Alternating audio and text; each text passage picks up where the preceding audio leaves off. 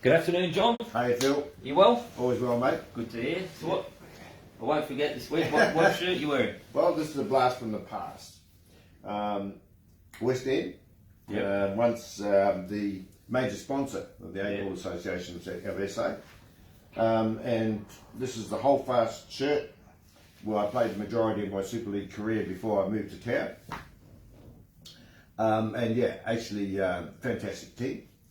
We did extremely well. We were the best mine around players in the league. Just struggled to win the grand finals, but we managed to get a couple over the line. Well, I'll tell you what, John, that shirt's going to be a few years old then, isn't it? Well, I reckon this is, I tried to work it out. I think it's actually late 80s. Yeah. Because that was when they launched this Eagle brand, Eagle Super, and then they had an Eagle Blue, which came after, which was a mid-strength one. Well, So yes.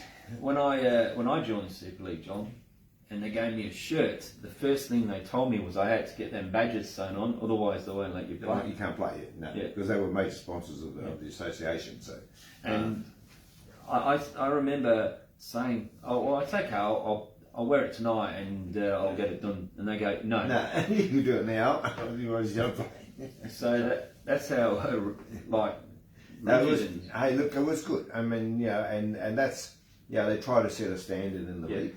And everyone had to have a club shirt which had the logos on it. Now these were actually the actual basic shirt was supplied by West End, and then you put your team name and your logos on afterwards. But yeah, I mean it's a shame. It's another one of our iconic South Australian brands is no longer here. We've lost Dan. We lost Holden. GMH's gone. Holden's gone. Mitsubishi's gone. Who else? Elders, who was their head office here in national head office was here in Adelaide. So a lot of the big companies that actually were set up here in South Australia and have grow our economy over, in the early days, back in the 80s, 90s, they're all gone. So yeah, we've got to do it alone these days. Well, that's even the same here at the snooker, John. Like the honour boards, all the West End honour boards, and the snooker trophy is the perpetual one, is the West End Cup, and that's a beautiful big trophy. The original West End Cup is still kicking around somewhere, and that was the ultimate prize prior to the start of the Super League in '82. Yeah, everyone played off for the West End Cup. They were huge sponsors here, and it's a shame. But they've still got a great legacy here, like all the boards, as you say, and they were very expensive to actually build. Yeah, they were made quality, made out of quality product. The good old days, West End.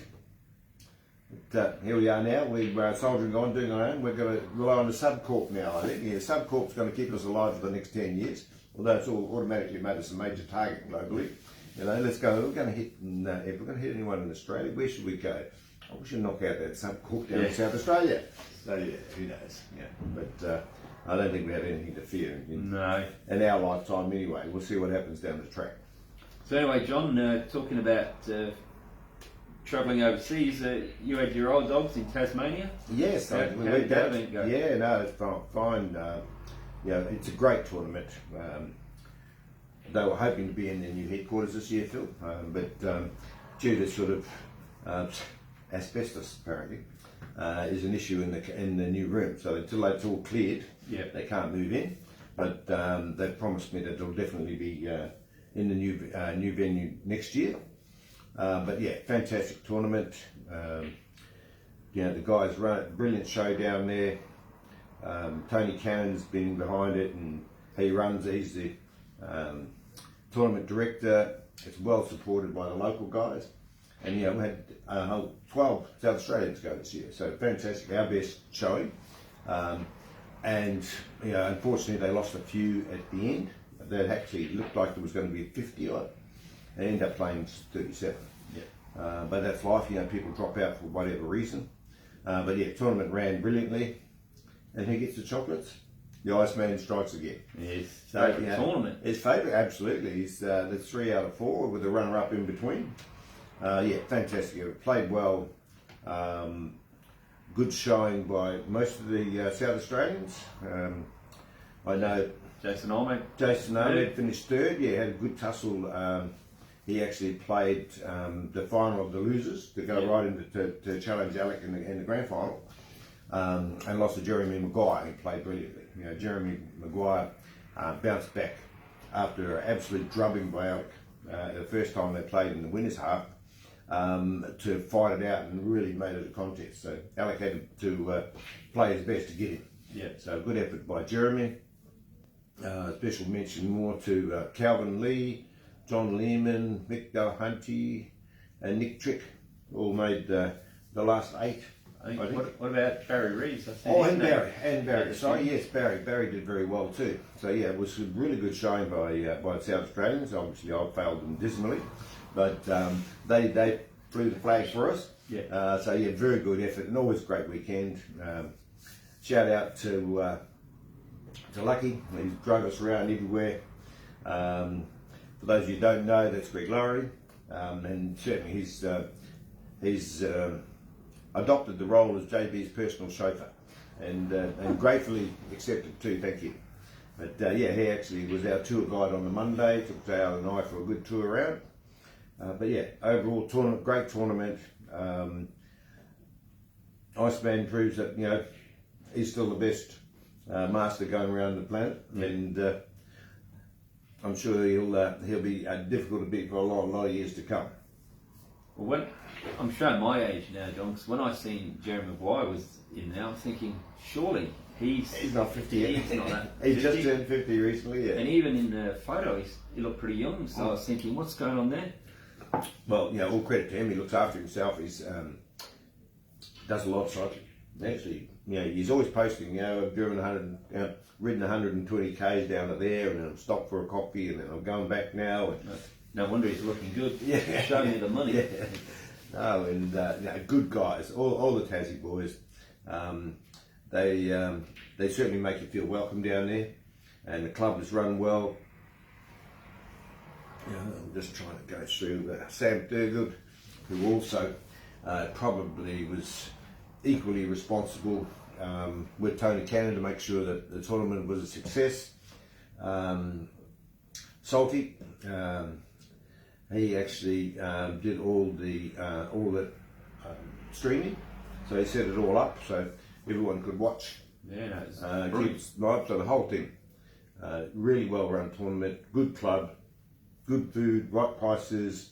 Well, if you want to go to a good tournament, make sure you get there next year. Well, like that, John, is when I went there, I liked that venue and the fact that you're in that club and that there was meals and all that stuff. It was fantastic. So the new venue is going to have a lot to. Yeah, well, it's a bigger space. It's one level, so that's a bonus. Because those upstairs tables, I don't know what it is up there, but they're playing probably 18 inches slower. Yeah. You really have to punch the ball to go up and down, and that's difficult. If you get beaten in the open side of it, in the winners' half, you play most of your matches upstairs. Yeah. So then that becomes it's a big difference in the tables. But the table's still true, just a whole lot slower. In the bed, cushion's got reasonable bounce still, but the beds are very slow. Well, you were 50 cross players next year. Yeah. Get on board, get behind the old dogs. Jonesy did ring me afterwards and said, Phil, if I will share a room with him next year, he will go. So he's put me under the pump, John. I told him I will. So. Okay, that's very good then, because we like that follow through. Well, that's right. So I had Jonesy around for a coffee last week actually, and we had a good chat about trying to get him back playing again. Yeah.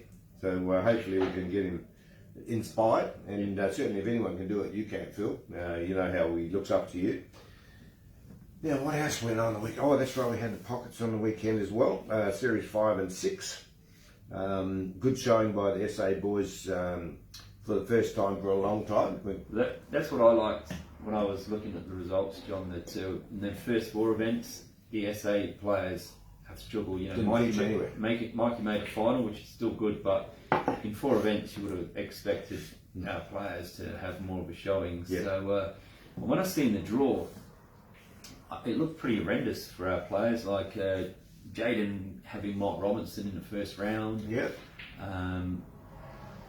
can't remember who they had, but they had tough draws. And for Alex to win his first match, Jaden to beat Mike Robinson's, there's another milestone for him, and Mikey to win again, and which was fantastic, I think. And then for Mikey to get through to the final, unfortunately, he got beat in the deciding frame. But you had Jaden in the semis. Alex won 2 matches, so they're slowly starting to feature, and that's very important. You know, it's because we've used to having a bit of success there. You know, with James Dello, who did us proud there last season.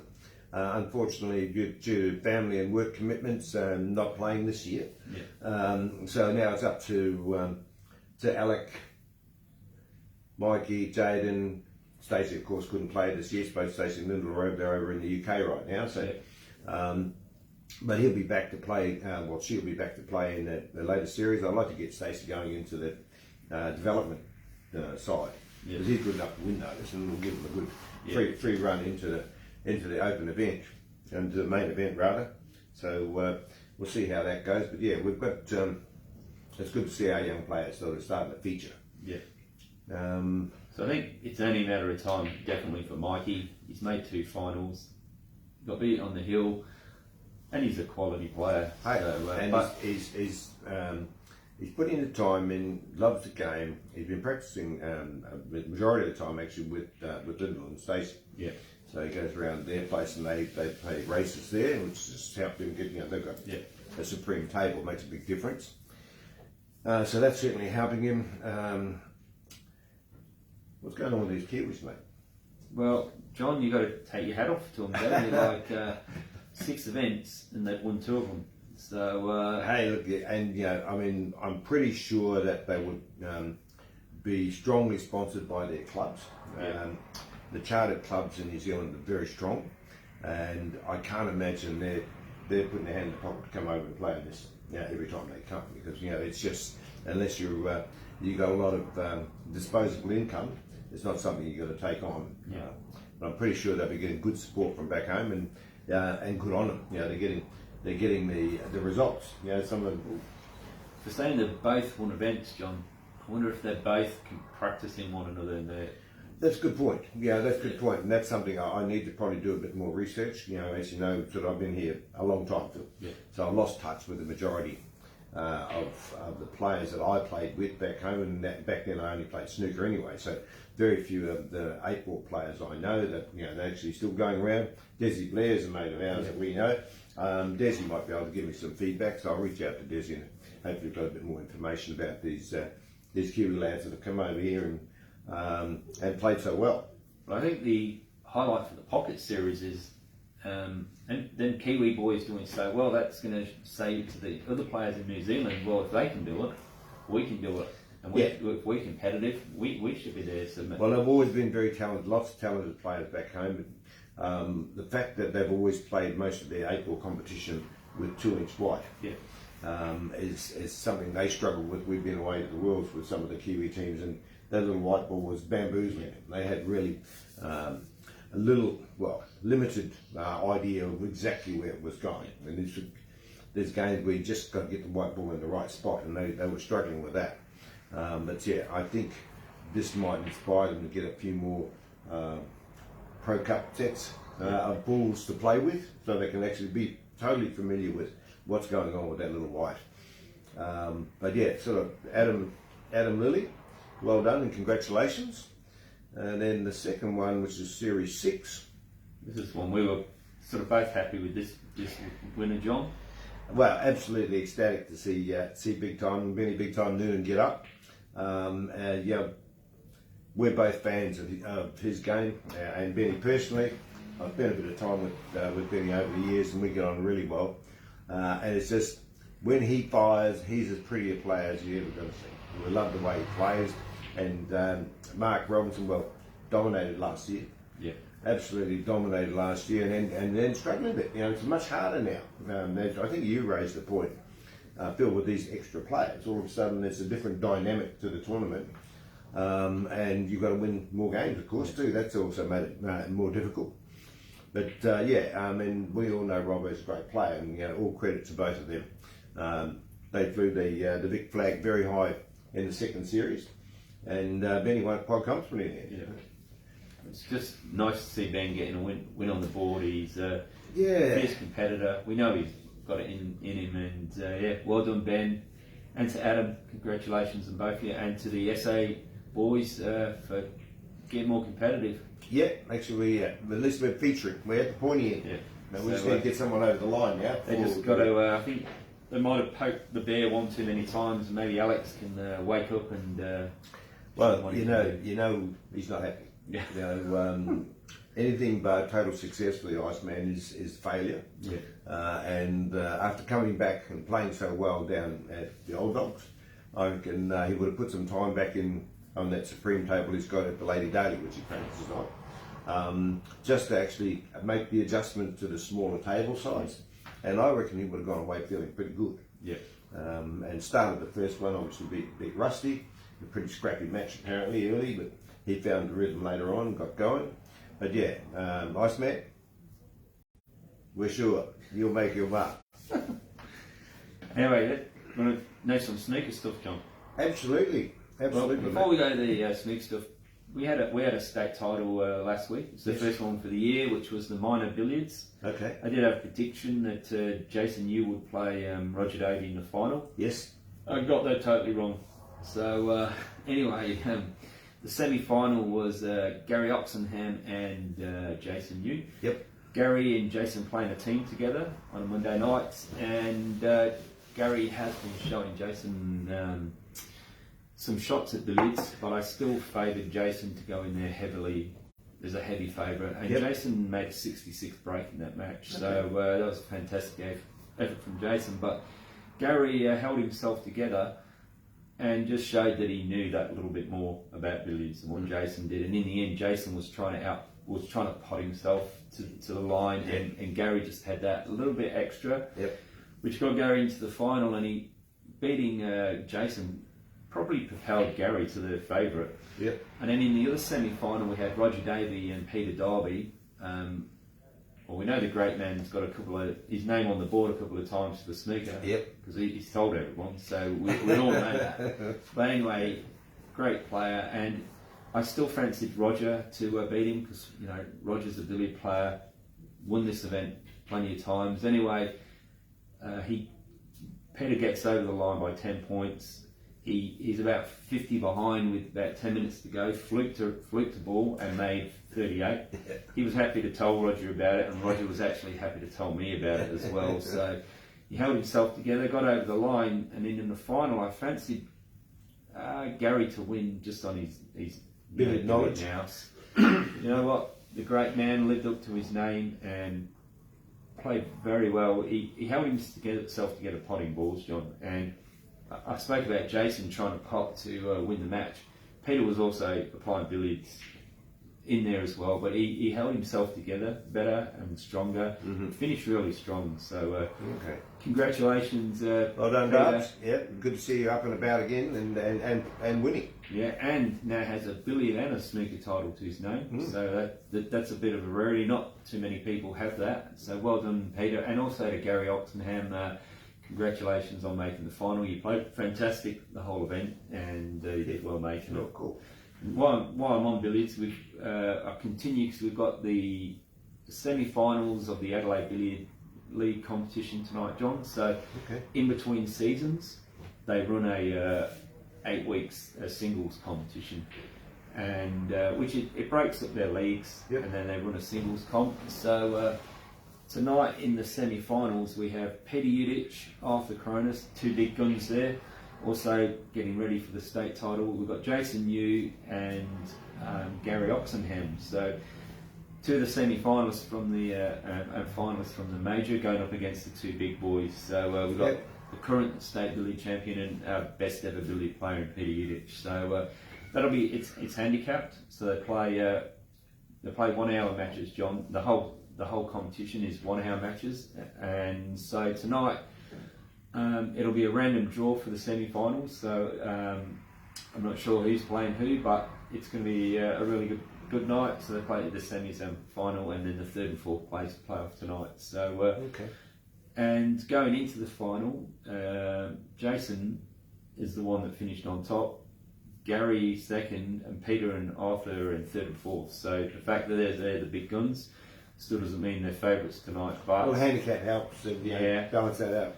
But I'm pretty sure they'll bring another game tonight. But anyway, I'll let you know on that one next week. So good luck to the 4 players in the singles, and anyone interested in the billiards season starts in 2 weeks' time. They're 2-player teams.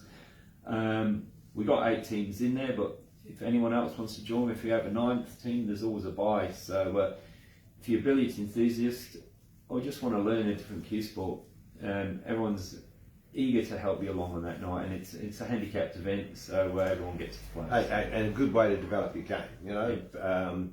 Billiards is such an integral part of cue sports, and once you get a grasp of billiards, it can help you in every other code. There's really no disadvantage in not playing billiards. Learn to play billiards, even if you just get to the basics. It will help you in every other code. Yeah, I wish I'd learned that when I started, and I think that's a bonus for Jason that he's playing that game. Excellent. That'll improve your safety game with your snooker. Yeah. Now, while we're on the Jason train, you mentioned that he's off to China. Yeah, he goes on Saturday, John. Yep. He's off to a training camp in China. So he's away for 4 weeks, and he's spending 3 weeks at an academy in China. So super exciting. It's a massive bonus for him. This is the opportunity. I mean, we've got guys here that are good coaches. Yeah. But I mean, what he will learn there is discipline, and the I suppose repetition, constant repetition. I think to get to where he wants to go with the game, those are probably 2 of the things that he's just lacking. And we've talked about this before, and more recently, in fact, about he gets bored quite easily now. Where in the past he'd be just running those drills. And when he gets over there, you can guarantee the drills will be every day, and you will you go through them hundreds of times until not till you get it right, until you can't get it wrong, and that's what those drills are designed for. Well, John, the academy he's going to, he's living at that academy. He's going to live there, sleep there, and eat at that academy. So for me, I'm going to look for him to come back and tell me what they do. What the experience is like. Yeah, that's right. I mean, and that's something that's unique. I mean, the Chinese don't do anything by half measure. No. If you excel in any area of sport, they will assist you with the right coaching, and snooker's become a big game. Cue sports in general, in fact, in China, has become very big, and they are happy to invest their coin into young prospects. Well, John, I know from talking to his dad that they had numerous different academies they could have gone to, John. It wasn't just like you go to academy. That was like 8 or 9 different academies throughout China that they had to look out for him to go to. So it's that's how big it is, John. Well, in fact, and they don't just accept anyone. You can apply, but unless you've showed some skill and with some runs on the board, they don't just let you in. So all credit to Jason. He's getting returned for his efforts so far. So good luck over there, Jason. We're eager to see what happens when you get back. Anyway, John, just before I go, for me anyway, I've got I want to just chat about the Challenger Snooker League. Okay. It's, at the moment, that's the main league that we've got running until the Championship League gets going. And as we spoke about, it's the 2nd tier league. Yes. But I just wanted to give everyone an update that we've got 2 players dominating at the moment, which is Alex Wong and Tony Moyman. Okay. And Alex Wong has won, I think, 4 or 5 matches in a row, 5-0. So he's definitely the top dog in there. Yep. Although he has one loss, which was to Tony, who's in 2nd spot. And then we've got Rick Cox in 3rd spot. So them 3 players are probably the 3 I would have tipped to be in that position, John. Okay. Though my tipping's not been very good lately. But Alex didn't complete last year's competition because he went back home, but he did finish top of the ladder.